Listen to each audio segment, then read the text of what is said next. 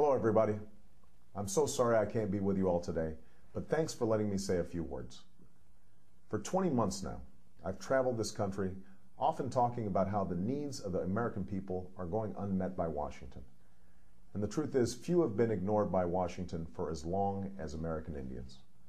Too often, Washington pays lip service to working with tribes while taking a one-size-fits-all approach with tribal communities across the nation.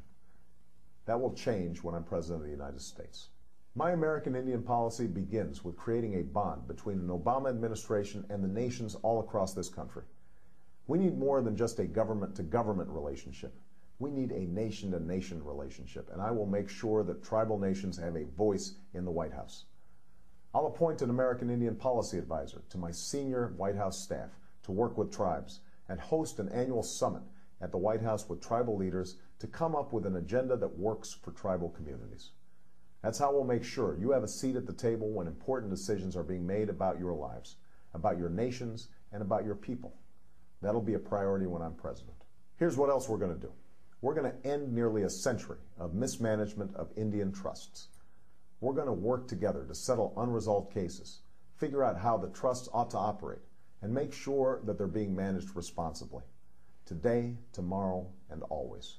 Now, I understand the tragic history between the United States and tribal nations, and we've got to acknowledge that truth if we're going to move forward in a fair and honest way. Indian nations have never asked much of the United States, only for what was promised by treaty obligations made to their forebears. So let me be absolutely clear. I believe treaty commitments are paramount law, and I will fulfill those commitments as President of the United States. That means working with tribal governments to ensure that all American Indians receive affordable, accessible health care services. That's why I've co-sponsored the Indian Health Care Improvement Act in the United States Senate, and that's why I've fought to ensure full funding of the Indian Health Service so that it has the resources it needs. It also means guaranteeing a world-class education for all our children. I'll work with tribal nations to reform No Child Left Behind and create opportunities for tribal citizens to become teachers so you can be free to educate your children the way you know best. We'll increase funding for tribal colleges, and I will make native language preservation and education a priority.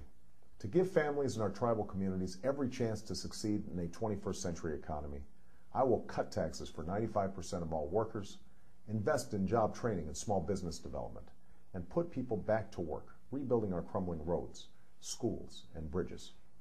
And I will never forget the service and sacrifice that generations of American Indians have given to this country.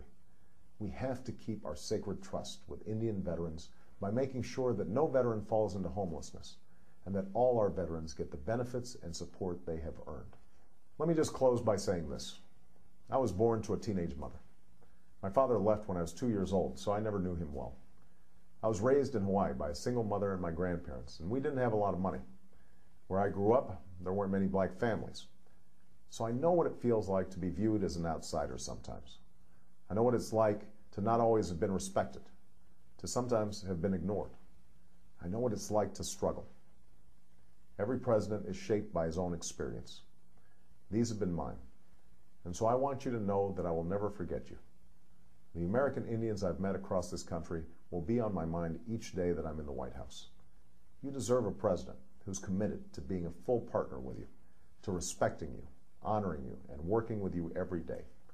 That is the commitment I will make to you as President of the United States.